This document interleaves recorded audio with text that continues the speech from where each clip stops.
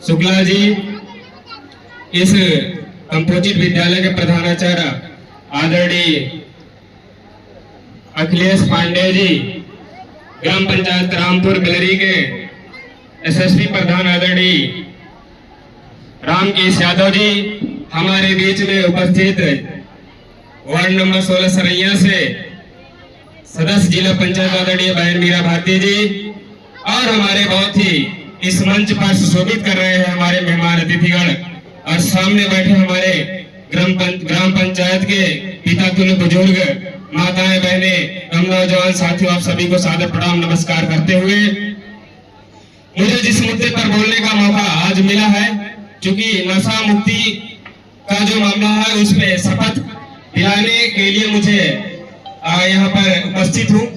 क्योंकि हम नशा मुक्ति के लिए भी गांव-गांव में हम लोगों का जो कार्यक्रम चलते हैं हम उसमें बताते हैं कि भाई हम देखते हैं कि अगर हमारे घर के बगल वाले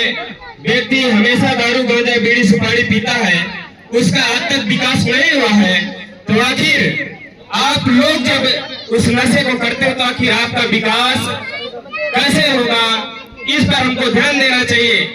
मैं ये देख रहा हूँ लगातार जब से हम लोग सोशल मूवमेंट पर सामाजिक कार्यों में लगे हैं कि हमारे भारतीय परिवेश में आज महिलाएं भी पुरुषों का देख करके उतनी पर्याप्त मात्रा में नशा करने लगी हैं, और तंबाकू का तो इतना प्रचलन है कि हमारी महिलाएं, हमारी माताएं,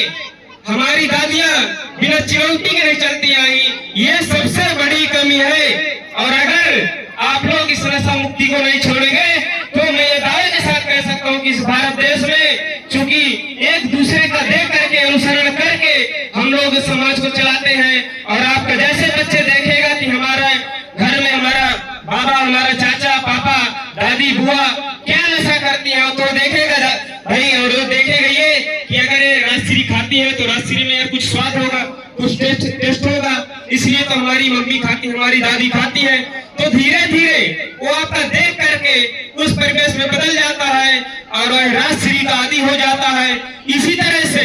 शराब भी एक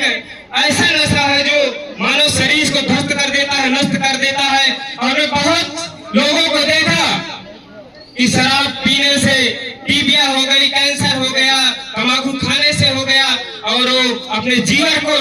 समाप्त कर दिया। तो हम लोग जानते हुए भी, और तंबाकू जो राजश्री की पैकेट आती है उसमें पीछे साइड एक चित्र बना होता है, और उस चित्र में कैंसर से बीमारियां होती हैं, इसको नहीं खाना चाहिए, लिखा भी होता है। फिर भी हम लोग उस नशे को, उस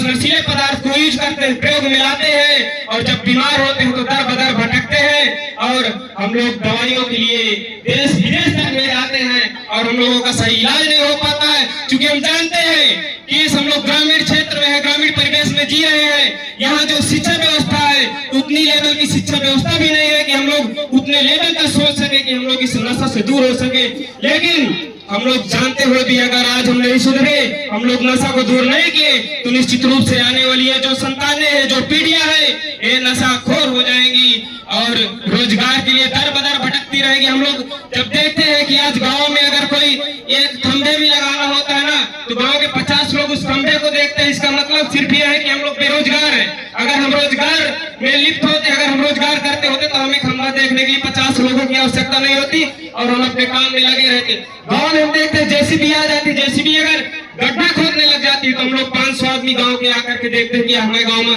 जेसीबी आई है, चलिए जेसीबी देख ली। अरे हमारे पास जिस दिन रोजगार हो जाएगा, जिस दिन हमारा अच्छा स्वास्थ्य हो जाएगा, जिस दिन हमारी अच्छी शिक्षा की सुविधा हो जाएगी, उस दिन हम लोगों को टाइम ही नहीं रहेगा क्या फलाने के गड्ढा खोदे, जेसीबी आई, हमको क्या मिल जाएगा, उनका काम हो रहा है। लेकिन हम लोग बेरोजगारी की वजह से, अब बेरोजगार किस लिए है? क्योंकि हमें शिक्षा नहीं मिल रही है। अगर सही लेवल की शिक्षा हमें मिल जाए तो फिर हम लोग इस तरह की दुनियादारी की चीजों पे अपना समय नहीं नष्ट करेंगे, और अपने जो जीवन का हमारे समय है इस समय का सदुपयोग करेंगे और अपने भविष्य को तय करेंगे। लेकिन हम इस पर, हमारे बुजुर्ग भी नहीं ध्यान दे रहे हैं, अपने बच्चे को पढ़ाई लिखाई पर ध्यान नहीं दे रहे हैं। अभी हम देखते हैं, चूंकि हम किसी के विरोधी नहीं है, लेकिन अगर बच्चे के पढ़ाने की बात आ जाए कि हमको करबी भेजना है, अच्छे विद्यालय में भेजना है, लेकिन उनके पास पैसा नहीं होता है, लेकिन दारू के लिए शाम को वो व्यक्ति कहीं से भी आए, पीना है तो फिर पीना है, कुछ भी हो जाए